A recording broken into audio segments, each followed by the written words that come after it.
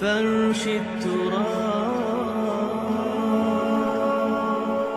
يضمني.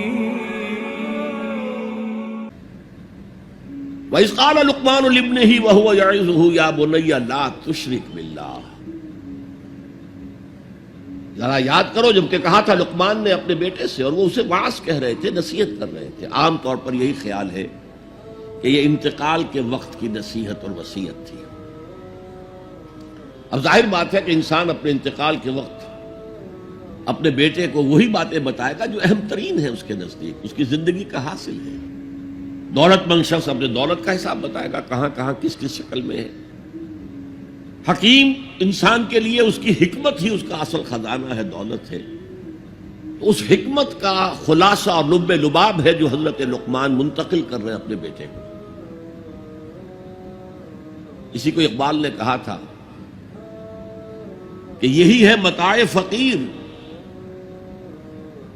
میرے قافلے میں لٹا دے اسے، لٹا دے ٹھکانے لگا دے اسے.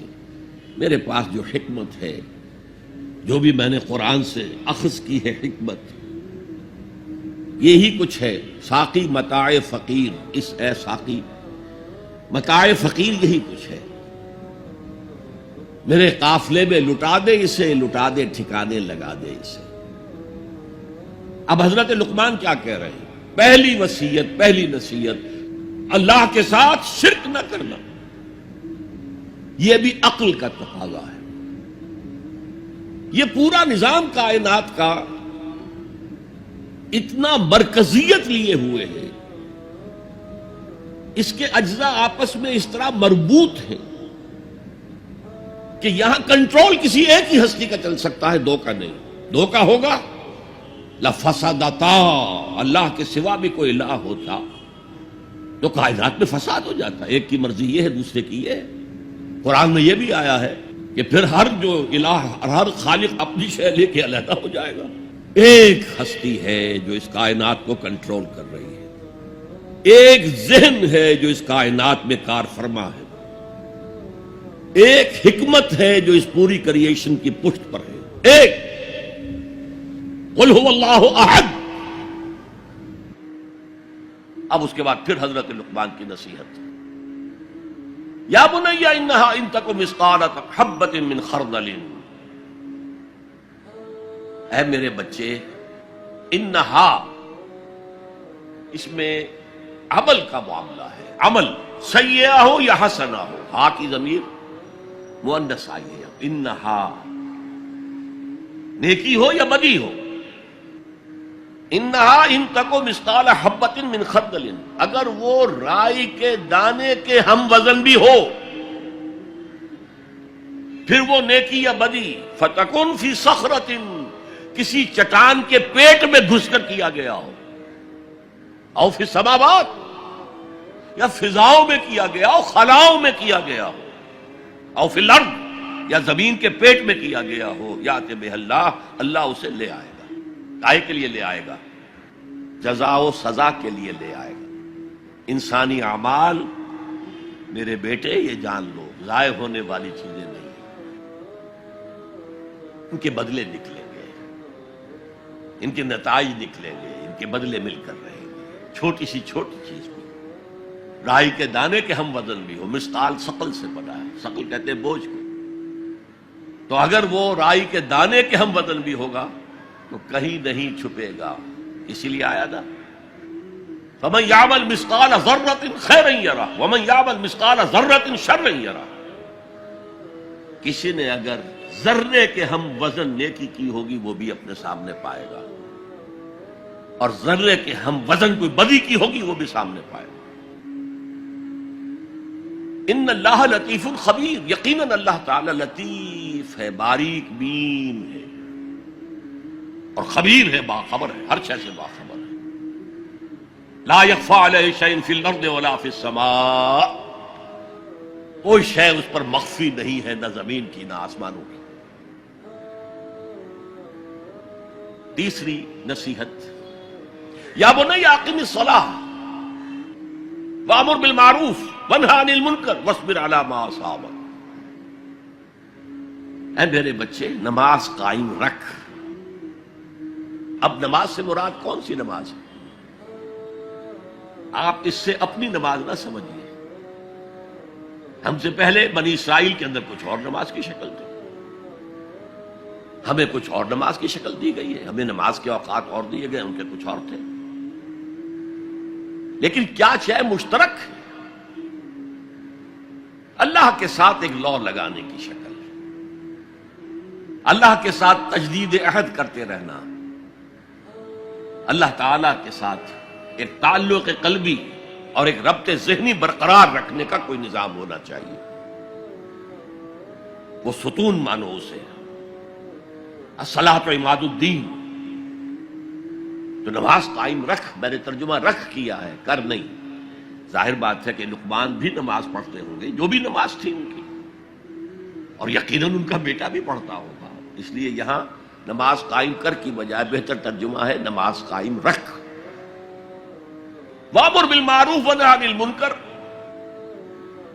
اب پھر فطرت کا معاملہ آ گیا.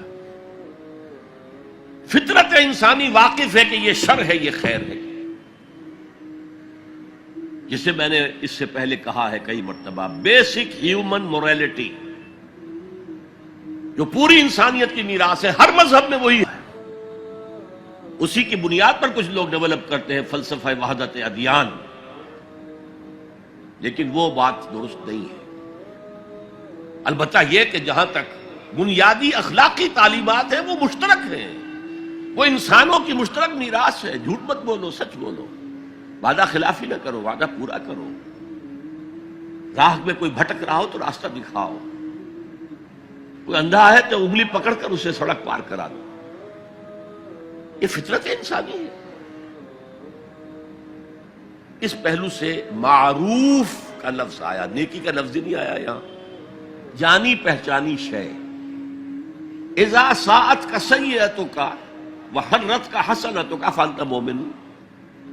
اگر تمہیں کوئی نیکی کا کام کر کے مسرت حاصل ہو، دل میں انشراح ہو جائے اللہ نے مجھے توفیق دی، اور کوئی برا کام کر کے برا لگے یہ میں نے کیا کر دیا، نہیں کرنا چاہیے تھا، تو تم مومن.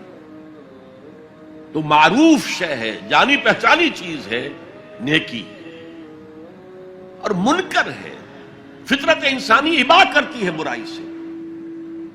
یہ علیحدہ بات ہے کہ انسان جو ہے اپنی فطرت کے خلاف چلتا ہے، اپنے مفادات کو دیکھتا ہے، دنیا پرستی میں غرق ہو گیا ہے کہ اندر سے اس کا ضمیر کانشنس اسے ملامت کرتا ہے، تم غلط کام کرتے. پھر آیا بر میں ہم دیکھ سکے وہ اپنے آپ کو سیٹسفائی کرنے کے لیے کہتا ہے میں فلاں فلاں نیکی کا کام بھی تو کر رہا ہوں، تو اتنا مضطرب کیوں ہے؟ یہ سارا معاملہ معروف منکر. یا بنی اقم الصلاۃ وامر بالمعروف وانہی عن المنکر. اے میرے بچے نماز قائم رکھیو. انتقال کے وقت کی یہ وصیت ہے، اور نیکی کا حکم دیتا رہے، معروف شے کا پرچار کریو. یہ وہی مضمون آ گیا سورۃ العصر کا، والعصر ان الانسان لفی خسر الا الذین آمنوا وعملوا الصالحات وتواصوا بالحق وتواصوا بالصبر. یا بنی اقم الصلاۃ، یہ عمل صالح. شرک سے بچ گئے، یہ ایمان ہے، توحید ہے. وامر بالمعروف ونہی عن المنکر، حکم دے نیکی کا، بھلائی کا، معروف کا، اور روک منع کر منکر سے، جس سے ابا کرتی ہے انسان کی فطرت، جس میں وہ جانتی ہے کہ یہ کام اچھا نہیں. وَاصْبِرْ عَلَىٰ مَا أَصَابَكَ، وہ صبر بھی آ گیا، وَتَوَاصَوْا بِالصَّبْرِ، اور پھر جو بیتے اس پر صبر کیجو. اس لیے کہ امر بالمعروف اور نہی عن المنکر بڑا کڑوا فعل ہے. یہ خاص طور پر نہی عن المنکر کسی کو اچھا نہیں لگتا، ریزنٹمنٹ ہوتی ہے.